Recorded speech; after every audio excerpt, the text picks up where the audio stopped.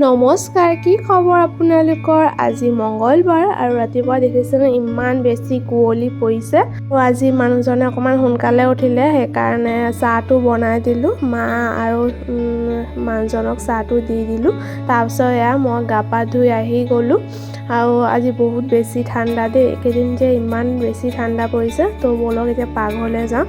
মায়ে এফালে লাই শাকখিনি ধুনীয়াকৈ কাটি দিছে আৰু পিঁয়াজ জলকীয়া আৰু মই এফালে আলু বইল কৰি লৈছোঁ চয়াবিনৰ তৰকাৰী বনাবলৈ।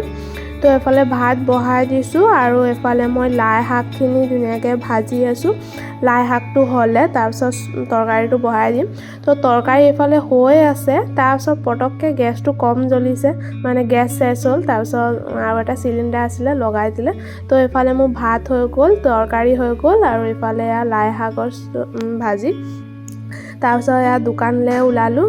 দেখিছেনে 9টা বাজিবলৈ হৈছে, এতিয়ালৈকে ইমান বেছি কুঁৱলী পৰি আছে নহয়। আজি মানে 10টা বজাৰ পাছতহে কুঁৱলীটো অকণমান এৰিছিলে। তাৰপৰা দোকান আহি ধূপ চাকি জ্বলালোঁ। তাৰপিছত এইফালে কাম চলি আছে আৰু দুপৰীয়া ঘৰত ভাত খাবলৈ আহিলোঁ। চিংৰি মাছ বনাইছিলে আৰু চব্জি বনাইছিলে। তো তাৰপিছত সন্ধিয়া ঘৰত যোৱাৰ আগত কেইটামান বজাৰ কৰিলোঁ, গেলামাল বজাৰ, বিস্কুট, তেল, দালি। ঘৰত আহি আৰু জুইৰ ওচৰতহে বহিলোঁ আৰু ঠাণ্ডাত। তো আজিৰ ভিডিঅ'টো ইয়ালৈকে, লগ পাম নতুন এটা ভিডিঅ'ত। টাটা।